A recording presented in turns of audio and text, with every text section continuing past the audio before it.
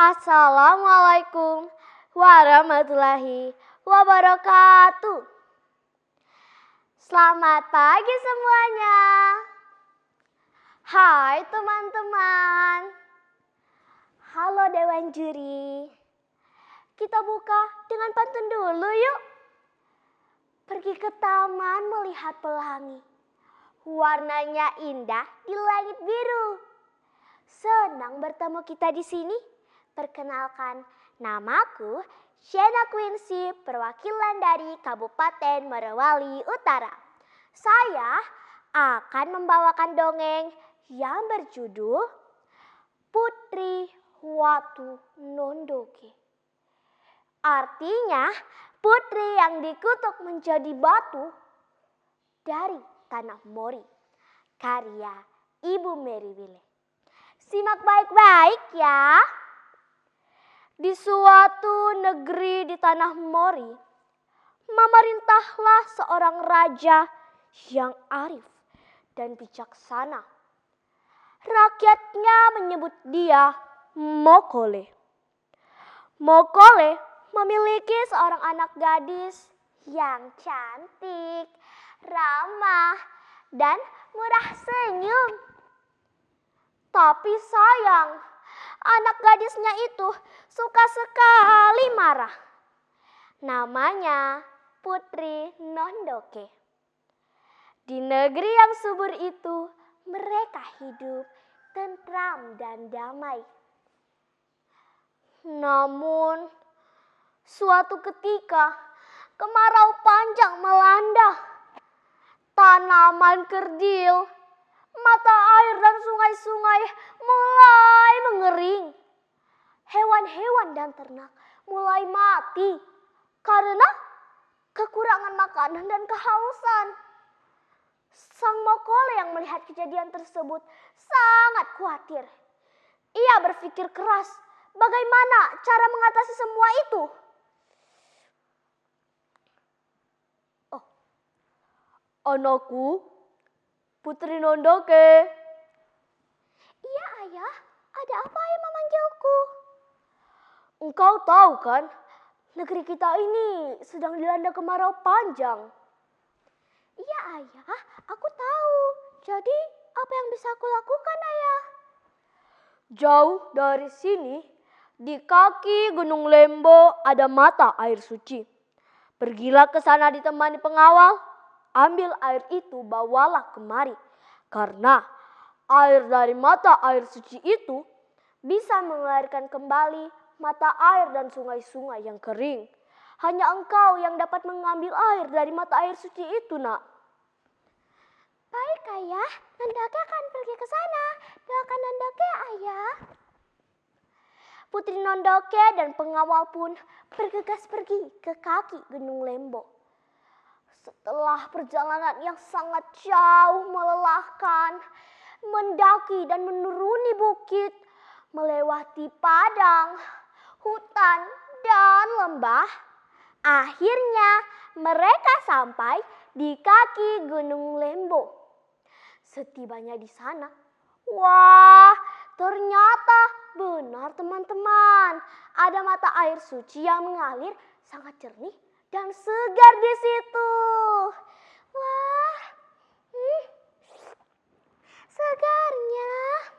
Pengawal, cepat bawa kendi-kendi itu, lalu isi airnya sampai penuh. Kita harus segera kembali ke istana ya. Mereka pun mengisi kendi itu sampai penuh. Setelah kendi itu penuh, mereka beristirahat sejenak dan kembali ke istana.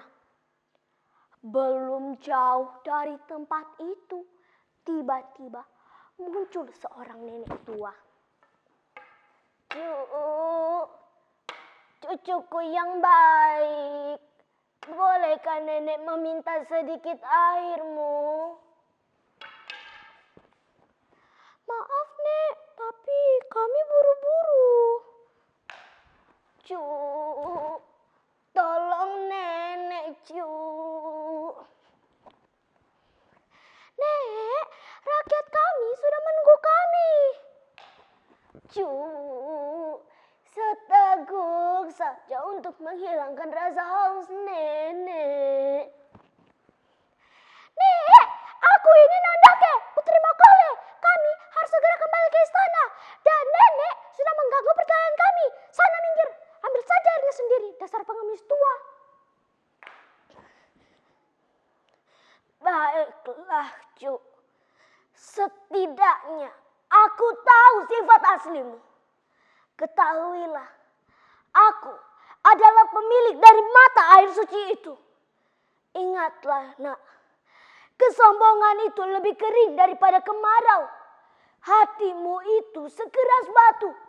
Jadi karena kekerasan hatimu itu, maka engkau pun akan berubah menjadi batu. Tiba-tiba, angin berhembus kencang. Pong, pong, petir menyambar-nyambar. Putri Nondoke dan para pengawal sangat ketakutan. Kaki Putri Nondoke sangat terasa kaku, tidak bisa digerakkan. Kakiku, kakiku, ada apa dengan kakiku? Ayah, ayah, kakiku, ayah, ayah, tolong aku, ayah. Ayah, aku takut. Nek, nek di mana, Nek? Tolong ampuni aku, Nek. Tolong, tolong, tolong. Seketika itu juga seluruh tubuh Putri Nondoke berubah menjadi batu. Pengawal yang sangat ketakutan langsung bergegas pergi ke istana. Ampun Tuanku Makole. Ada apa? Di mana putriku? Putri Nondoke dikutuk oleh seorang nenek tua menjadi batu.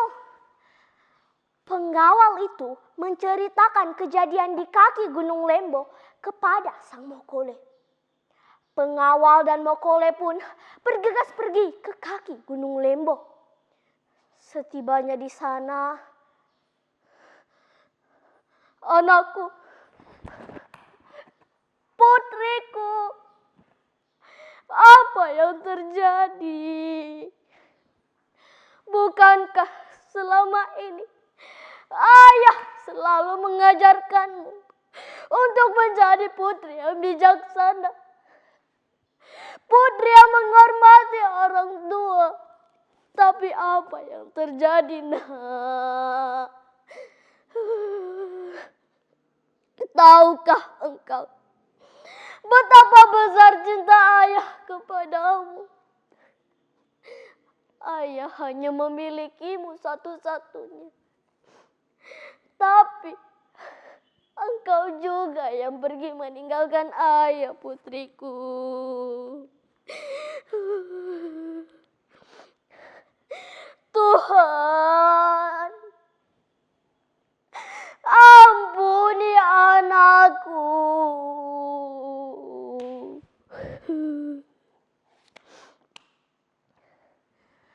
Setelah menangisi dan mencurahkan isi hatinya di depan batu Putri Nondoke, dengan berat hati sang Mokole meninggalkan batu itu kembali ke istana. Sejak saat itu, orang-orang di sekitar kaki Gunung Lembo mempercayai bahwa ketika angin bertiup kencang disertai dengan petir yang sambar menyambar, itu adalah tangisan dan teriakan Putri Nondoke yang menyesali perbuatannya. Nah, Dewan Juri dan teman-teman semua, inilah cerita dongeng yang saya bawakan pada kesempatan kali ini.